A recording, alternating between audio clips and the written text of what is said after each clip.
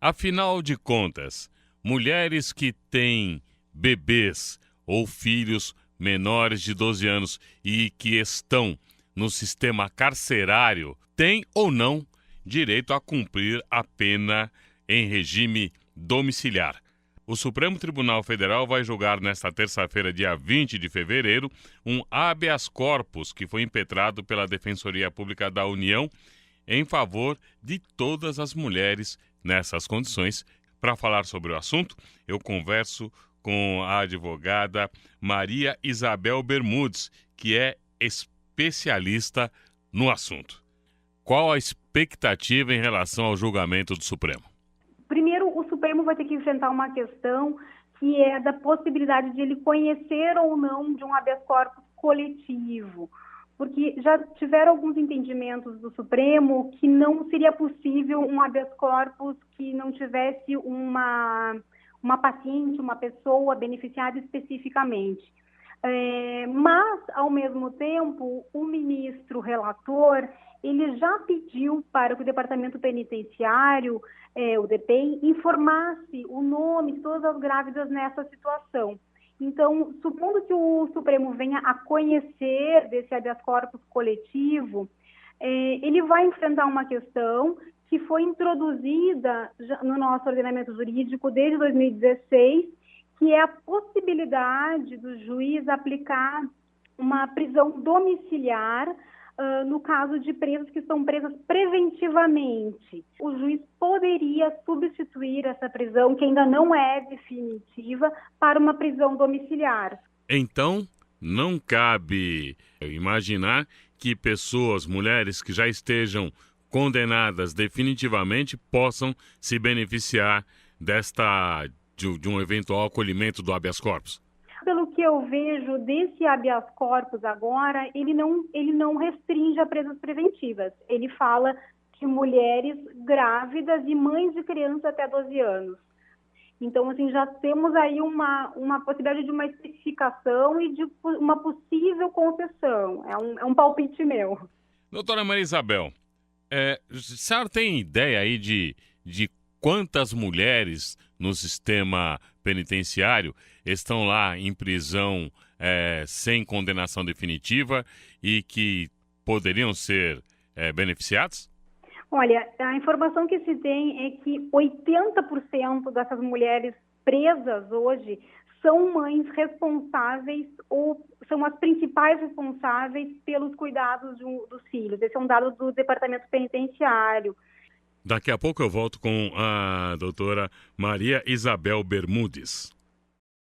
Estou de volta com a advogada Maria Isabel Bermudes, tratando da questão sobre as mulheres que têm filhos ou que são gestantes com filhos de até 12 anos, poderem ou não cumprir pena domiciliar. O que diz a lei, no caso, por exemplo, de uma mulher que está no regime de prisão e que precisa, por exemplo, amamentar? Porque a amamentação, ela vai até pelo menos o primeiro ano de vida, se eu estiver certo.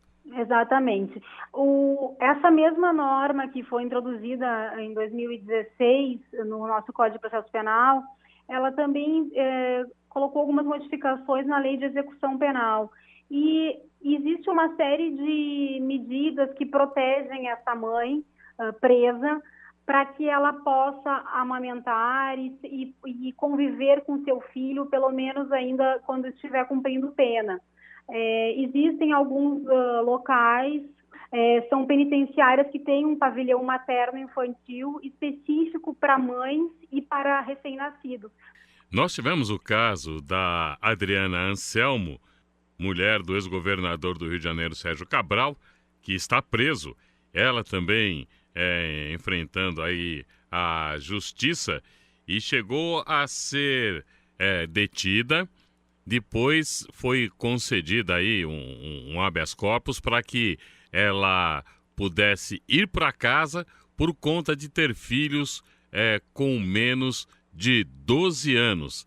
O caso dela é uma boa amostra da situação? Exatamente. A situação da ex-primeira-dama do Rio de Janeiro, ela não é um caso isolado. A gente tem um dado que o STJ já deu habeas corpus no ano passado para 32 mães com filhos menores de 12 anos. A mulher que não tem condição financeira de bancar um advogado, ela seria beneficiada automaticamente, independente de ação judicial, caso o Supremo acate esse habeas corpus? Então, as defensorias públicas dos estados e da União, elas costumam atuar nesse sentido para patrocinar e, enfim, os interesses das pessoas que não têm condições financeiras. É bem provável que, se houver a concessão da ordem desse habeas corpus, pode ser que o ministro determine, então, essa substituição. Recentemente, aqui em São Paulo, houve o caso de uma mulher, ela foi detida com o marido, acusado o casal de tráfico de drogas. Ela, logo que foi detida, em seguida entrou em trabalho de parto, foi levada a um hospital e depois retornou à carceragem com o bebê no colo. Havia sido negado a ela a liberdade na audiência de custódia, a qual, inclusive, ela nem compareceu. O que a senhora pensa desta determinação aí de negativa da liberdade para ela nesta situação? É um tanto chocante ver um pedido da acusação de prisão preventiva quando existe uma normativa, porque é determinação da Constituição Federal proteger a dignidade da pessoa humana, proteger o menor, proteger a mãe. Então, seria interessante que os juízes entendessem todo esse ordenamento e toda essa série de regramentos que atendem, inclusive, o compromisso internacional que o Brasil se comprometeu. Doutora Maria Isabel, muito obrigado. Eu que agradeço. Obrigada.